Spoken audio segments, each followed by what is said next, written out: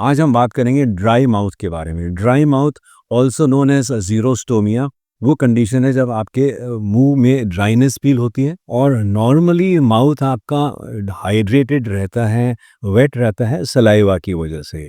Saliva एक बहुत ही important component है आपके माउथ का, because it has multiple functions, जिसके बारे में हम बात भी करेंगे और आपको समझाएंगे। ड्राई माउथ में प्रॉब्लम क्या होती है?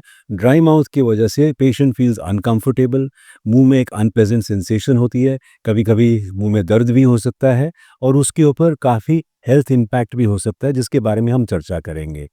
सो सलाइवा जब कम हो जाती है तो हमको क्या क्या प्रॉब्लम होती है, सलाइवा का क्या फंक्शन होता है बॉडी में। सो सलाइवा के कम होने से, because saliva contains anti bacterial elements and also some digestive elements and lubricating agents, तो सलाइवा के कम होने से मुंह में कैविटीज़ बन सकती हैं, गम की डिजीज़ हो सकती है, मुंह में बर्निंग सेंसेशन हो सकती है, ओरल थ्रश या कैंडिडा या फंगल इन्फेक्शन हो सकता है, सोर्स मतलब कि ओरल अल्सर्स हो सकते हैं और खाना खाने में तकलीफ हो सकती है, क्योंकि सलाइवा है जो फूड पार्टिकल को बोलस बनाता है और बोलस में सलाइवा की जो अमाइलेज एंजाइम हैं वो उसको स्टार्च को डाइजेस्ट करती हैं और वो बोलस बन के फिर अच्छी तरह से अंदर स्वालो हो पाता है।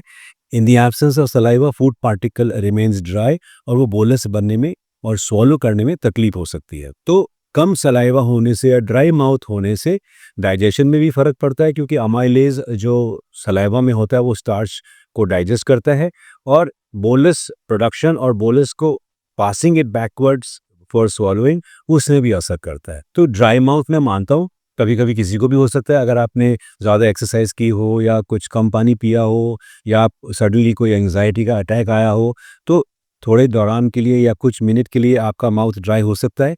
लेकिन हमको चिंता कब करनी चाहिए ड्राई माउथ की और कब इलाज के लिए डॉक्टर को दिखाना चाहिए? When your dry mouth is more than 2 weeks duration, 2 हफ्ते से ज़्यादा हो, या एक बार ठीक हो गया फिर दोबारा हो गया ड्राई माउथ और फिर ठीक हो गया फिर हो गया। तो अगर रिकरेंट ड्राई माउथ होता है, अगर पानी पीने से या फ्लूइड लेने से आपका ड्राई माउथ ठीक नहीं होता और आपको लगता है मुंह अभी भी सूखा हुआ है, और अगर माउथ के ड्राइनेस के साथ आपकी आइज़ भी ड्राई फील होती हैं, जॉइंट पेन होता है, ईज़ी फटीगेबिलिटी है, फीवर है और किसी इस तरह के सिम्पटम्स अगर ड्राई माउथ के साथ हैं, then definitely you should seek medical attention, ताकि डॉक्टर देख के जांच करके बता सके आपको क्या प्रॉब्लम है। तो ड्राई माउथ के कारण क्या हैं? The causes of dry mouth are, number 1 is dehydration. अगर आपने एक्सरसाइज की है, अगर आपने कभी माउंटेन क्लाइंबिंग या ट्रैकिंग की है, यू विल रियलाइज़ कि आपने 2-3 घंटे अगर हार्ड क्लाइंबिंग की है, particularly in the hot sun, मुँह सूख जाता है आपका। अगर आपने जिम में और आपने ट्रेडमिल के ऊपर रेगुलर एक्सरसाइज की है, 2 घंटे साइकिलिंग की है, तो मुँह सूख जाता है। क्यों? क्योंकि डिहाइड्रेशन भी होती है और साथ में आप मुँह खोल के साँस लेते हो, उससे भी मुँह थोड़ा सूखता है। कुछ-कुछ दवाइयाँ हैं, anti histamine medication, anti ADHD medication, some anxiety drugs, chemotherapeutic agents, कुछ ऐसी कैसी दवाइयाँ हैं जो आपके मुंह को ड्राई कर सकती हैं। थायराइड के कैंसर के लिए कभी-कभी लूगोज आयोडीन हम देते हैं, वो ही ड्राइनेस कर सकता है। So there are some medicines which can cause dryness. तो अगर आप कोई मेडिकेशन ले रहे हो, वो ही डॉक्टर जाँच करके देखेगा कि is your dryness because of some medication that you are taking. Smoking definitely, smoking causes dryness in the mouth, because nicotine से और स्मोक से मुंह सूख जाता है और सलाइवरी सिक्रीशन कम हो जाती है। नेज़ल ब्लॉकेज और स्नोरिंग अगर आपको है, तो बेसिकली अगर नेज़ल ब्लॉकेज एंड स्नोरिंग है, that means you are a mouth breather. अगर आप माउथ ब्रीदर हो, तो माउथ ब्रीदर होने के कारण बार-बार आप मुँह से साँस लेते हो, सो हाइड्रेटिंग इफ़ेक्ट जो नाक का होता है वो चले जाता है और माउथ ड्राई हो जाता है। एंड ऑटो इम्यून डिसऑर्डर्स, ये एक बहुत ध्यान रखने वाली बात है, because this could be one of the most serious causes of dry mouth.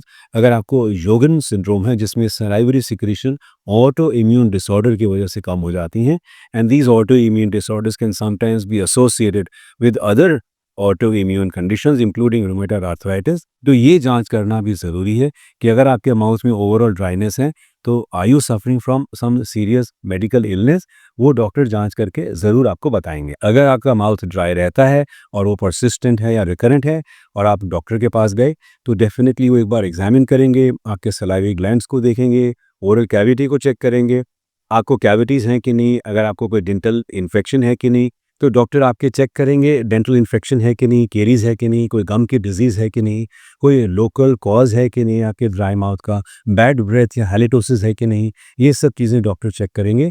कुछ ब्लड एग्ज़ामिनेशन करेंगे, कुछ रिपोर्ट्स करा सकते हैं आपके लिए, ख़ासकर अगर वो ऑटो इम्यून डिज़ीज़ सस्पेक्ट करते, he may ask or she may ask for some tests to be carried out to find out the cause of your dry mouth. तो अगर आपके पास ड्राई माउथ है, डॉक्टर ने देख के आपको कुछ इलाज करने की कोशिश की है, पर आप घर में बैठे क्या कर सकते हैं?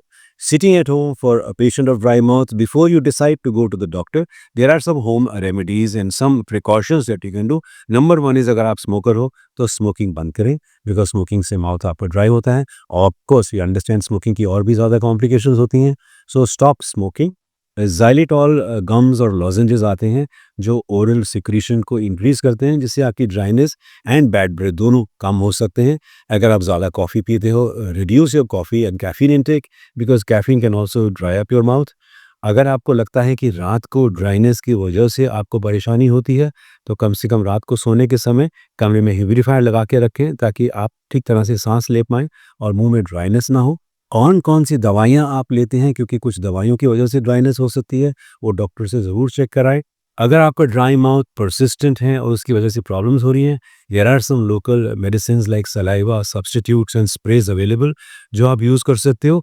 बट मोस्ट इम्पोर्टेंटली, जब आप डॉक्टर के पास जाते हो, she may try to find out the cause of the dry mouth and then treat you according to the cause. Specifically अगर आपको कोई ऑटो इम्यून डिसऑर्डर है, तो वो अर्ली पिकअप करके इलाज कराना बहुत ज़रूरी है। So dry mouth by itself can sometimes be just a simple reversible condition, but if it is chronic and prolonged or if it comes again and again, आपको ज़रूर इसका चेकअप कराना चाहिए।